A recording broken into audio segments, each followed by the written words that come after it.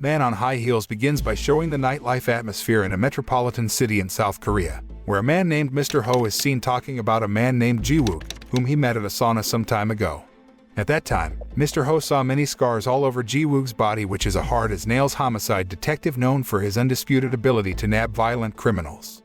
Ji-wook is revered as a legend in the police force, and at the same time, feared among the mafia for his brutality in cracking down on crime. Having been a victim of Ji-wook's brutality, Mr. Ho becomes afraid and tries not to deal with him. Moreover, he is also known as a tough cop who can catch criminals with his bare hands. One night, Ji-wook visited a club, where he was barely allowed to enter because he was accused of hiding sharp objects inside his body. In fact, there were so many stitches on his body that it confused the sensors of the detectors.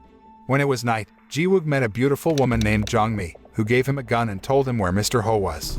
She points out that the gun only has a limited number of rounds, and she doesn't seem convinced that he will be able to beat Mr. Ho's men. However, he pays no heed to that, and rushes over to where Mr. Ho, who is getting ready to flee overseas to avoid Ji-wook. However, Ji-wook got there first and pointed a gun at him.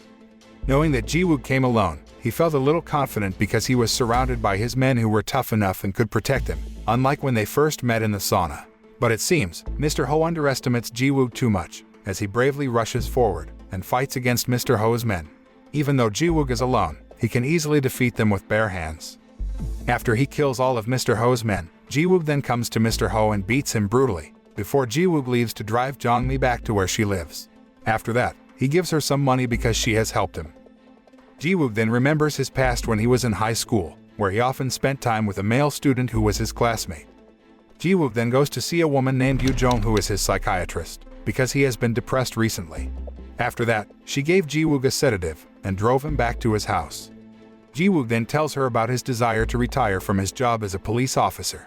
Yoo-jong looks surprised to hear that, but she can't say anything because it was all Ji-wook's wish, and she has no right to stop him. The next day, Ji-wook comes to his office and finds his superior praising his performance for capturing Mr. Ho, one of the most influential mafias in the city. But on the other hand, his superior also blames him for always acting alone, which can jeopardize Ji-wook's safety. But then, his superior's anger subsides when Ji-wook submits his resignation letter. Although he often expresses his desire to retire soon, Ji-wook seems determined to resign in the near future. So his superior then gives him a final mission before he retires from the police force. That evening, Ji-wook returns to Jong-mi and offers her a job to help him on his final mission. Elsewhere, Mr. Ho's younger brother, Ho-gun, looks surprised to see Mr. Ho is in critical condition in the hospital after being beaten by Ji-wook, and promises to avenge his brother. Ho-gun recalls the first time he met Ji-wook, and saw with his own eyes when Ji-wook could easily beat all his men with one hand, and looked very manly when he beat the baddies out there. Yet, beneath Ji-wook's cool and macho appearance, lies a secret that he must hide from the world he lives in. Ji-wook was born male, and he has wanted to live his life as a woman since his teenage years. He tries to suppress this inner desire but in vain. Ji-wook finally reaches the point where he can no longer hide who he truly is, and decides to take the plunge and get a gender affirmation operation. He then goes to a beautician named Dr. Jin, who scolds Ji-wook for working too hard as a police officer, which actually triggers muscle building and complicates the process of Ji-wook's sex reassignment attempt.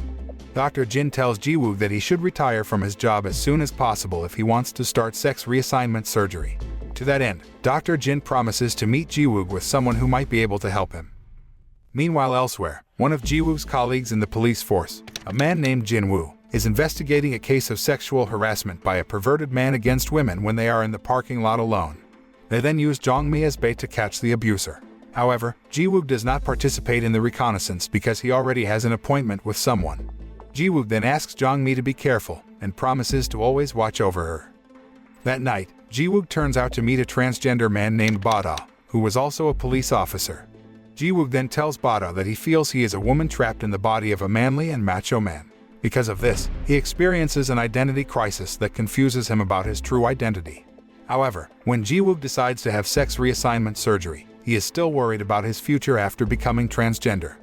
Bada then takes Ji-wook to a nightclub filled with transgender people, and tells him that sex reassignment surgery doesn't make him a full woman. After that, Bada introduces Ji-wook to another transgender man named Dodo, who will help him dress up like a woman, and after that, they will go out together so Ji-wook gets used to dressing like a woman. However, Ji-wook turns out to be not ready and then leaves. Arriving home, Ji-wook again thinks about what Bada and Dodo said about the courage to show their identity as transgender. After that, Ji-wook then tries to dress himself up and wear women's clothes, then goes outside with that appearance to cultivate his courage and self-confidence. But while in the elevator, suddenly a group of people got in there, so the elevator became crowded. Ji-wook then hides his face because he is still embarrassed by his appearance. However, he can't hide his incredibly masculine voice when he receives a call from Jin-woo that something happened to Jong-mi while they were trying to catch the male harasser. 그래, 여보세요. 여보세요? So, Ji-wook rushed to remove his makeup and change his clothes, then went to the police station. Arriving there, Ji-wook immediately meets Jong-mi, who is still in shock over everything that happened to her. Ji-wook also tries to calm her gently. However, when he gets close to Jong-mi, she notices the traces of makeup on Ji-wook's face. After that, Ji-wook enters the interrogation room to meet the sexual harasser and try to get information from the man. However, Ji-wook immediately gets irritated and wants to beat up the abuser because he seems to be stalling for time, making the investigation process longer. Not only that, the man even tells Ji-wook that he gets aroused when Ji-wook is near him, which then makes him feel disgusted with the man and choose to leave immediately.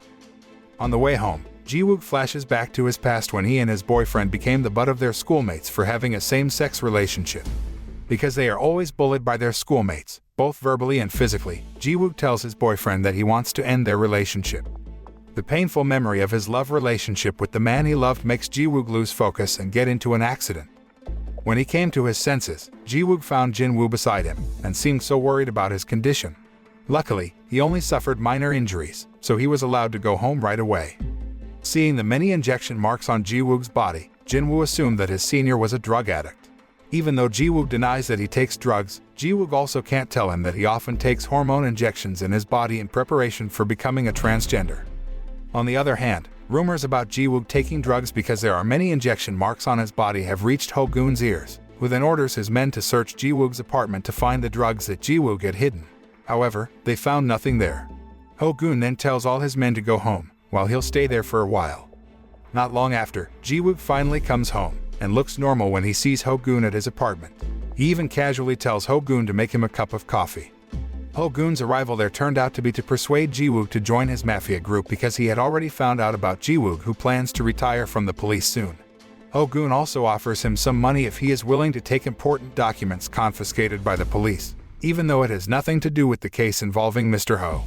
Ho-gun is after the important document because later, the document in the form of securities will become his after Mr. Ho is thrown into prison. Hearing this, Ji-wook then tells him to get out of the house, while Ho-gun wonders if Ji-wook will help him or not.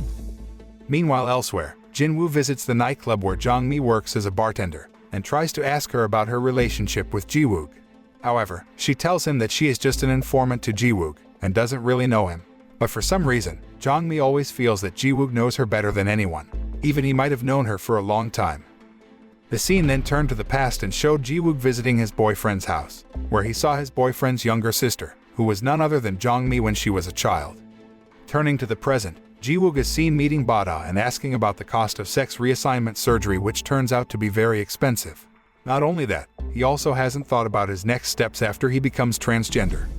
After meeting Mr. Ho with the prosecutor who tried to persuade Mr. Ho to throw his younger brother into prison to get leniency, Ji-wook then followed Jin-woo, who was handling important documents belonging to Mr. Ho, who was confiscated by the police.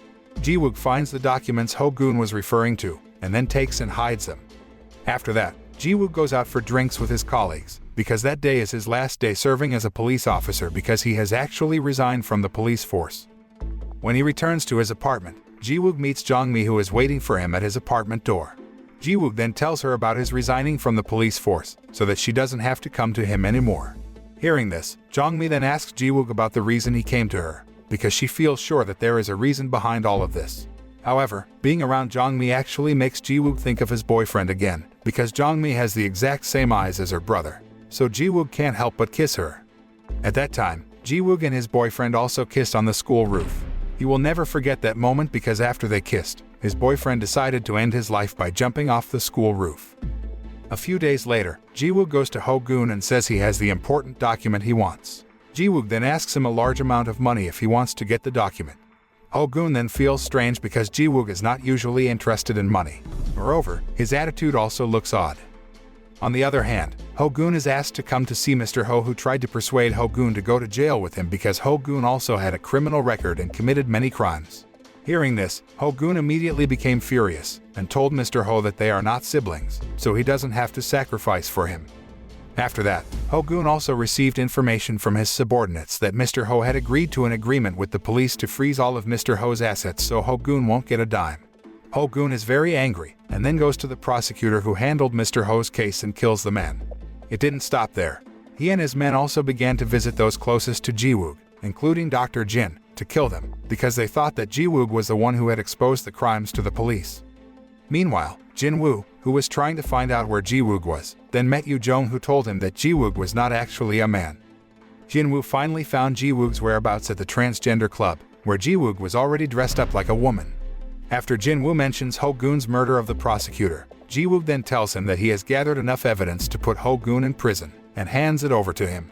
However, he says that it is impossible for them to catch Ho-gun and his men without Ji-wook's presence, because there are no more tough cops like him when it comes to catching criminals. But still, Ji-wook does not budge, and has made up his mind to have sex reassignment surgery and become transgender. Hearing this, Jin-woo could not change Ji-wook's decision and then left his senior, whom he had always admired. In the evening, Jin-woo, who is still in shock and frustrated after learning the truth about Ji-wook, who wants to be a transgender, chooses to entertain himself by drinking at the bar until he is drunk.